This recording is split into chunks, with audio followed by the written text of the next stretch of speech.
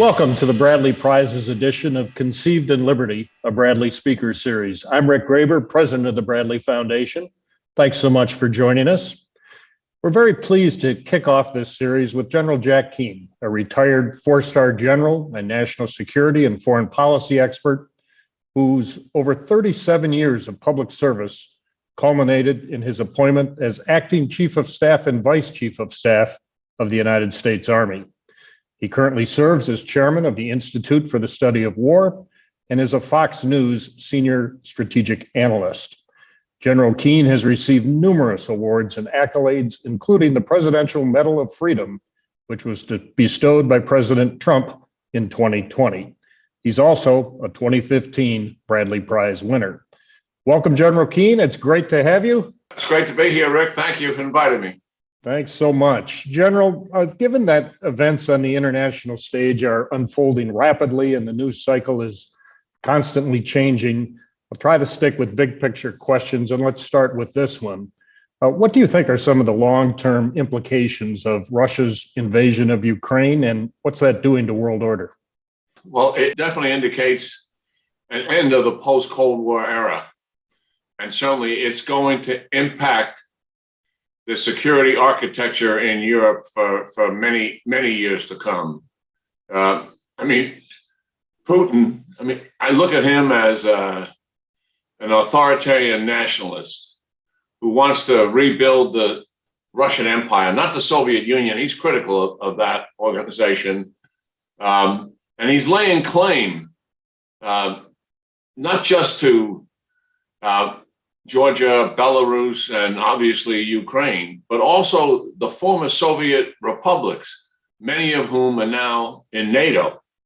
And the fact is that he's conducting a large-scale invasion of an independent sovereign state in Europe that was professing to want to align with the West, the EU in particular, economic relationship, also to have more stability and security politically by aligning with NATO, at least a number of years ago they did, and also a security alliance.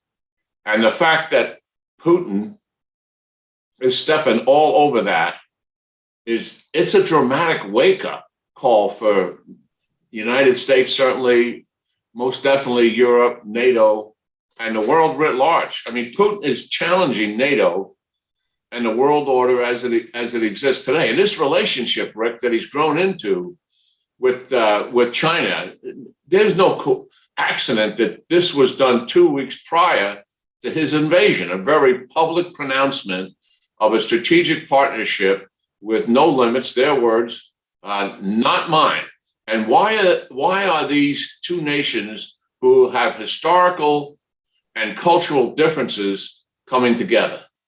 And the reason, their mutual interest that serves their national interest is to change the international order, which they believe is led by the United States and Western democracies. And it's not in their national interest because they want to have their own sphere of influence, not just regionally, but also to impact globally. So yes, this is a very significant change that's taken place that's not only going to affect the region, but it's also going to affect the world writ large. And I believe we're here because both of these countries, in consultation with each other, have looked at the world out there, and I believe they see opportunity.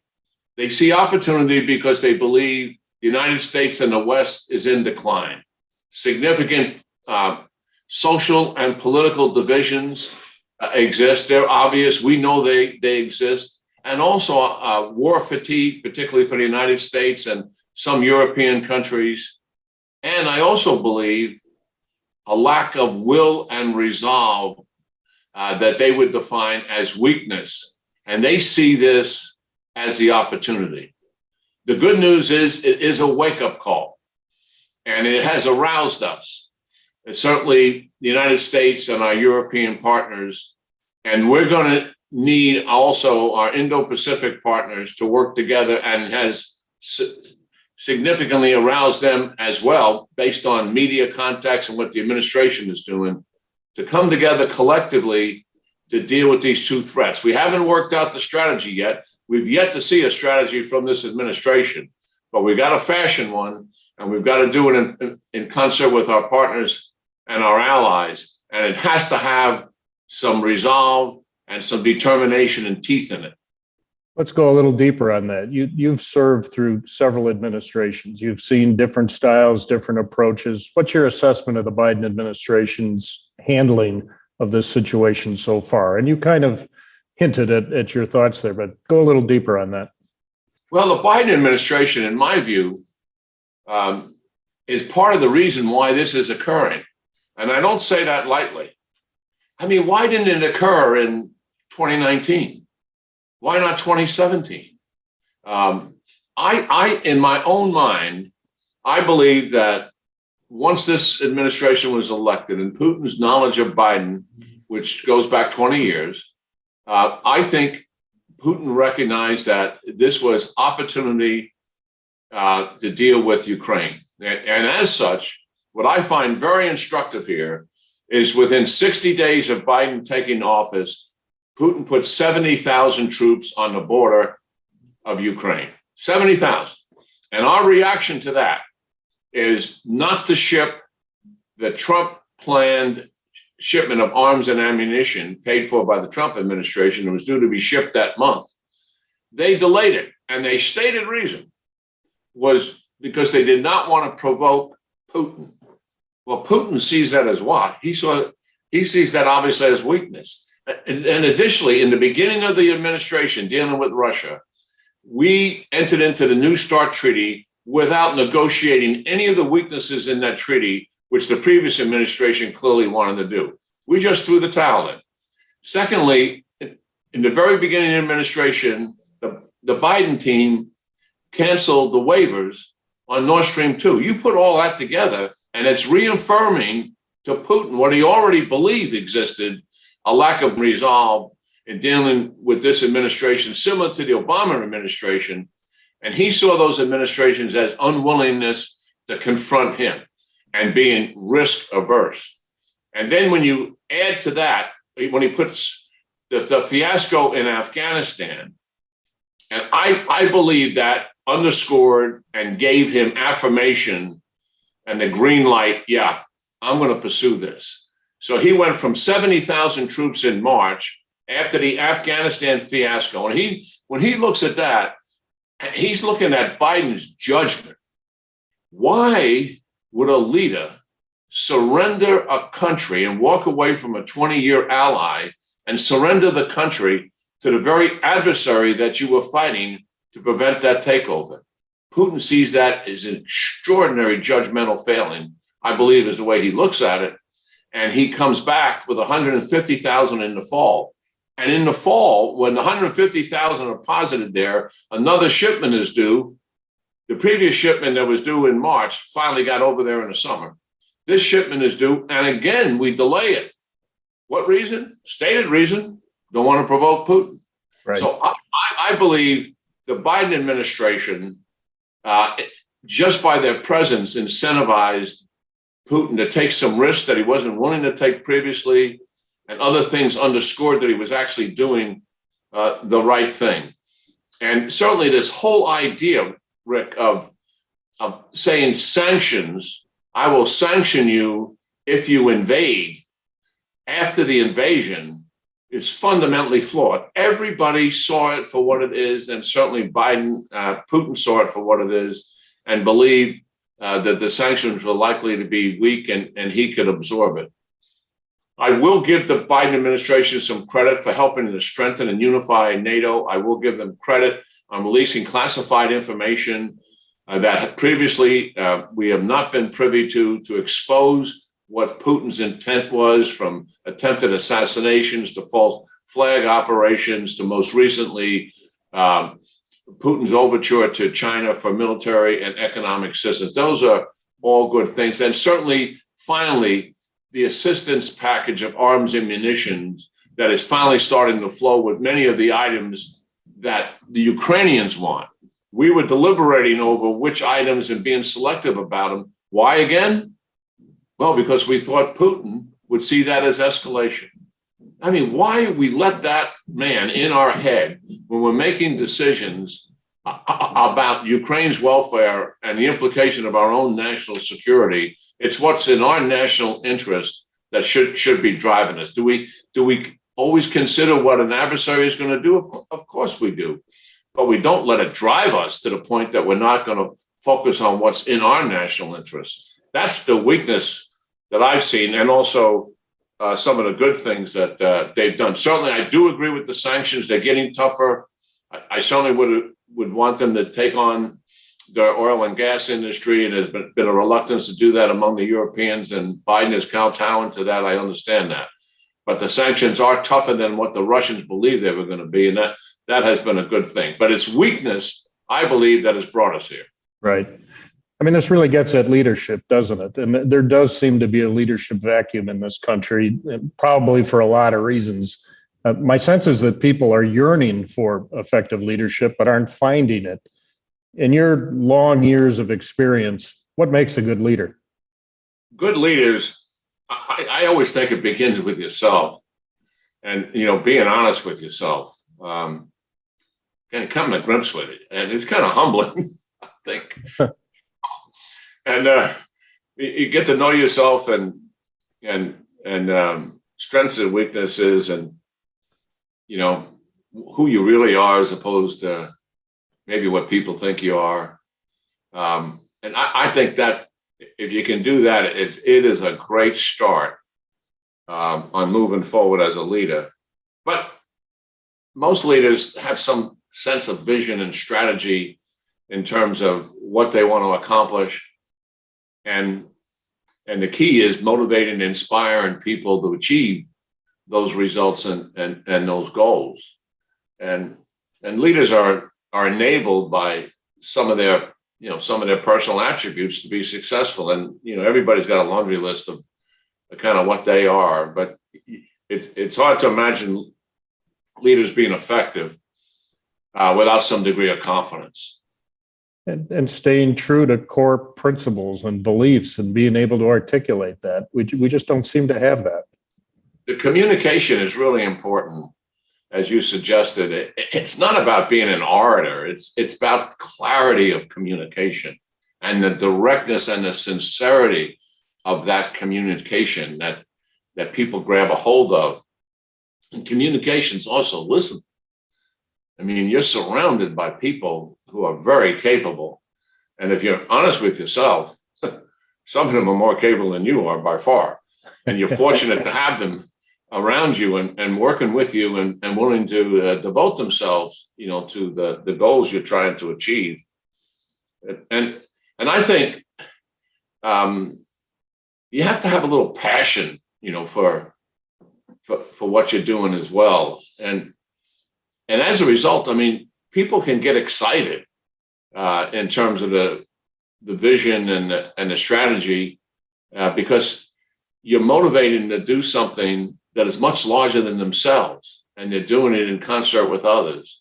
And that can be quite intoxicating, to be frank about it. And actually, it's a way to get the very best out of people. I always used to say to my guys, listen, I'm always after results, but when it comes to the individual, I'm going to reward effort, because that's the best I can get. It is the maximum effort out of that individual's personal capacity, and it's critical.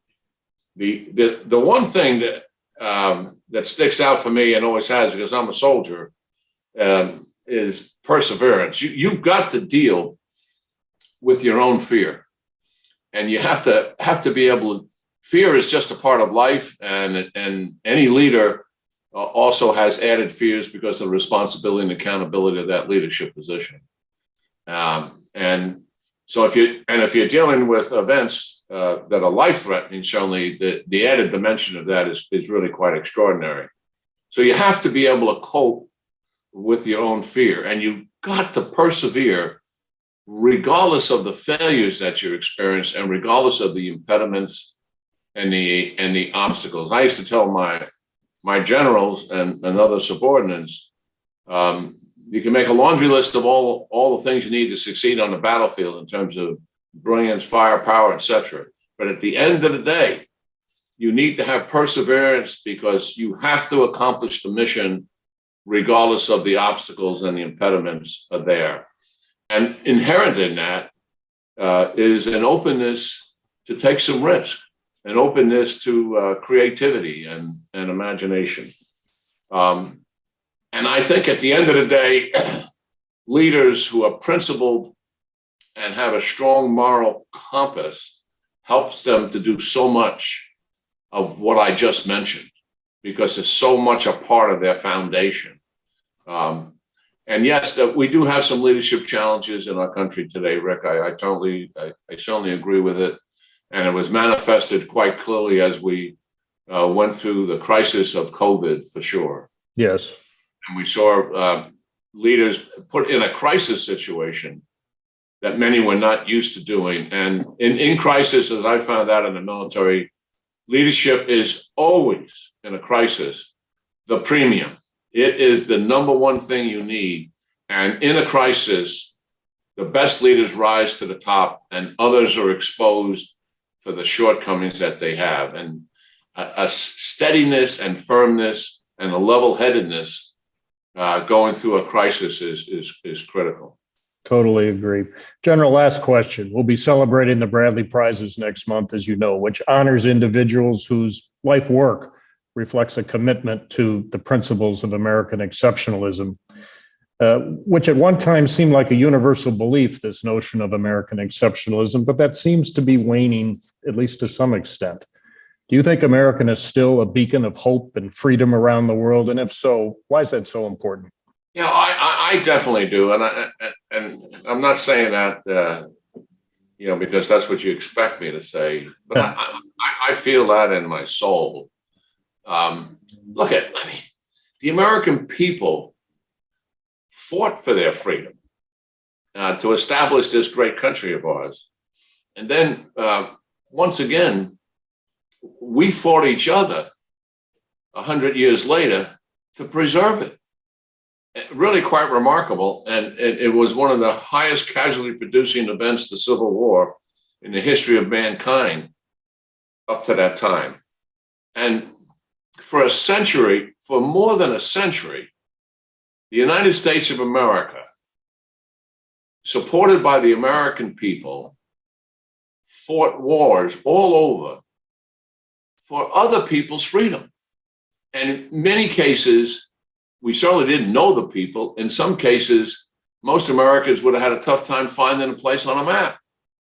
But their people were in trouble, and America came to liberate them or to take the oppressor off of their back, and was willing to make enormous sacrifices to do that. There's never been a country in the history of mankind doing what I'm just describing. And anyone that understands our history has to come to the conclusion that this is an exceptional nation. We are a values-based country driven by our own original fight to establish it based on the principles of freedom and liberty. And most people in the world still want to come here. We have always had our internal problems while people still want to come. We move from slavery to segregation to liberation of minorities, and through a recession and wars, and people still want to come. We got problems with our knitting right now, and by that I mean we have a crime wave epidemic in our country. We got serious political and social division in our country. We have an open border, which is outrageous what it does to our sovereignty and in our security. And yes, we have some leadership crisis inside the country itself. But despite all of that, where do people want to come? They want to come to the United States because of our values and because of the fact that you're going to get a fair shake here. We're a meritocracy. We really don't care what your religion is, what your race is, what your social background is, what your economic standing in the world is. We don't care. Yeah. And when I went down to be a platoon leader in the 82nd Airborne Division, those sergeants down there could care less. I had a college graduate degree. I was so proud of it because I was a first generation college student in my family. They could care less. They didn't care who my father was, World War II Marine, working class family. All they cared about was, who am I? Who am I? What's inside of you, Keane? Yes. And that's why people come to America. They come to America because the values that are here, that you're going to be treated fairly, not perfectly by far, but you're going to get a pretty good shake here, and you're going to be able to prove your own lot in life. I'm absolutely convinced that we stand as an exceptional nation, and I have great faith in the American people. When things aren't right, and they're not right today, the American people reassess that, provides a correcting mechanism. It's called an election, and they do it at various levels. And I'm convinced the American people will probably apply a correction here and put us not back on a perfect path, but make some kind of adjustment to say to the leaders of the country, well, we want to move in a little different direction. So I have great faith over time in the American people, though at a particular moment in our history, it could be stressful. We'll admit that. Yes. But yeah, we stand as a beacon of hope for mankind for sure. We have been, and we will continue to be. Very well said. General Jack Keane, thanks so much for spending time with us today, and thanks for your amazing, incredible service to our country. Well, thanks, Rick. I really enjoyed it. It really a lot of fun here today, and truly admire the Bradley Foundation, certainly honored by that award, but more importantly, for what the Bradley Foundation stands for. Thank you. It's been a pleasure to be with you. And of course, thanks to all of you for joining us on this episode of Conceived in Liberty.